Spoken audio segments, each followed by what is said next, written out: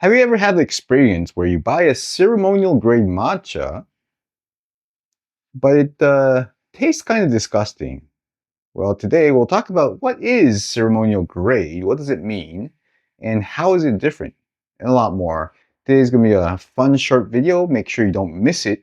As we do in all our videos, you'll find information here that you won't find anywhere else. Today we'll be diving into some of the industry secrets, so stay tuned.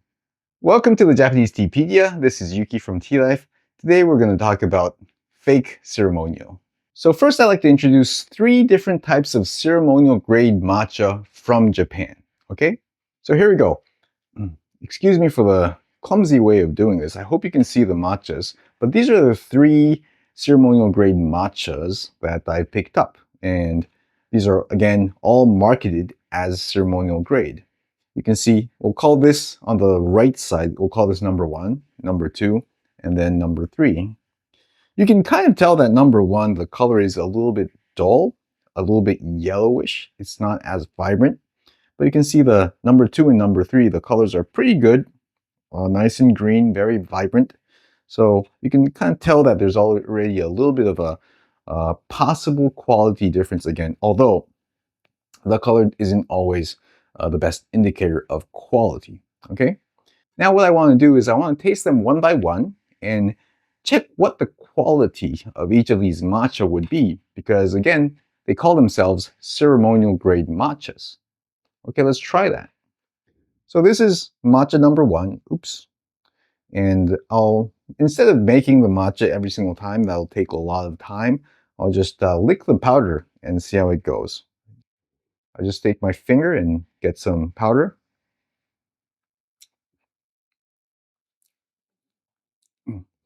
And this is extremely astringent.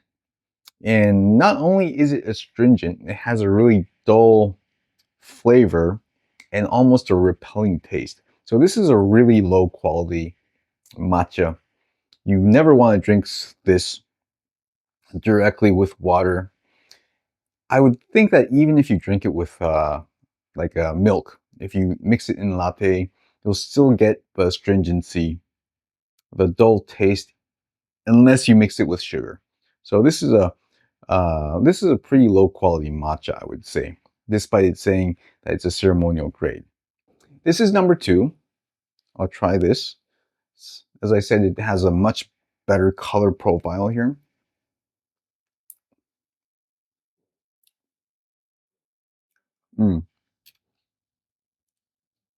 So the flavor is much better. The astringency is extremely strong. I would say the astringency is actually even stronger than the first matcha. The flavor is much better. So this would be a much higher quality than the first one. But the astringency is especially strong. I would imagine this is very difficult to drink in pure matcha form as well. So as a usucha or a thin tea preparation of matcha, I don't think this would really work. Let's try number 3. Again, this has a pretty nice color. Let's see how it goes.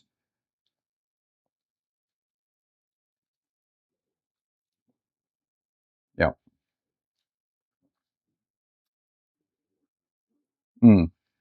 Very low astringency, really good flavor.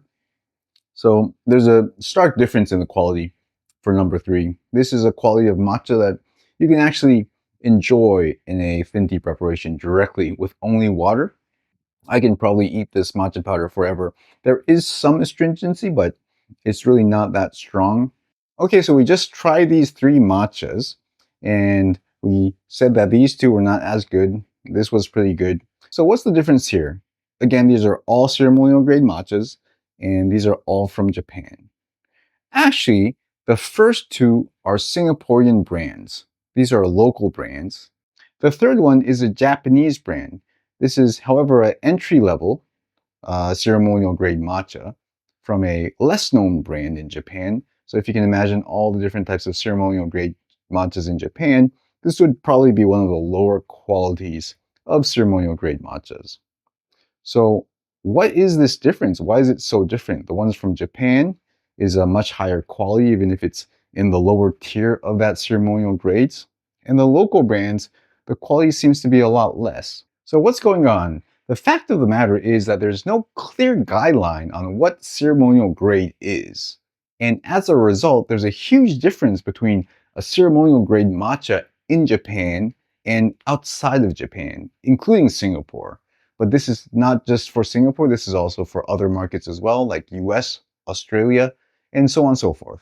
So the term ceremonial grade matcha in Japan is called sadoyo matcha, which means that it's matcha that's used in tea ceremonies.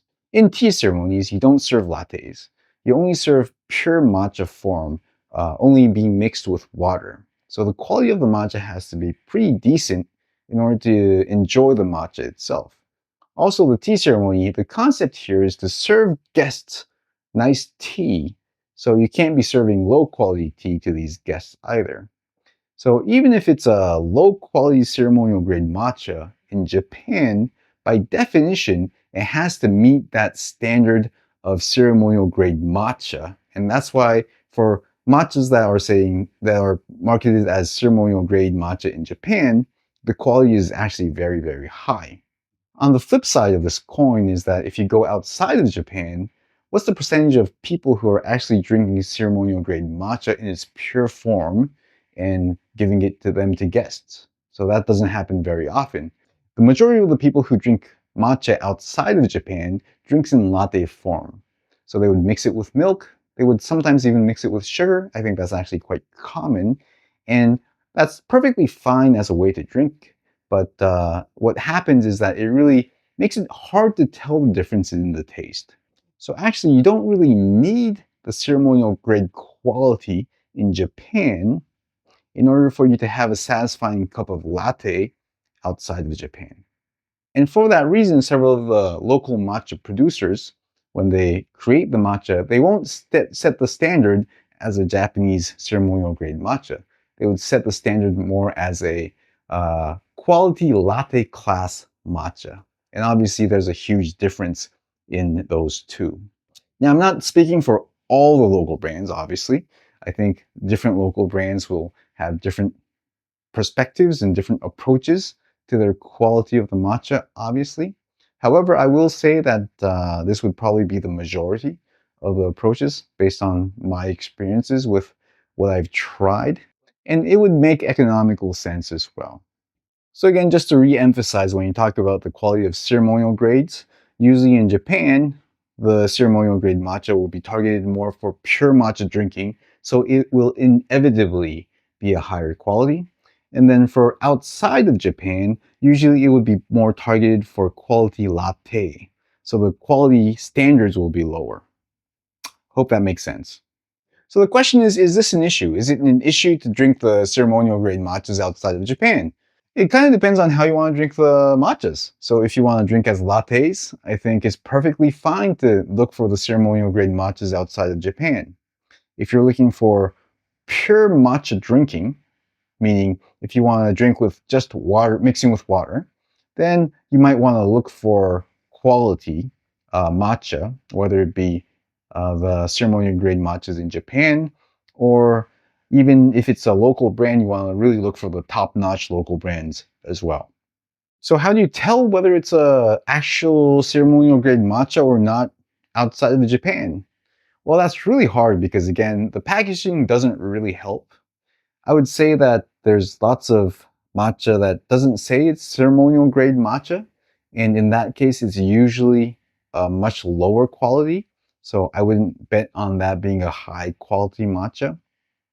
But again, even if it does say ceremonial grade, it doesn't necessarily mean it's that pure matcha quality that you're looking for. So it's really hard to tell. My only advice is you just kind of have to try.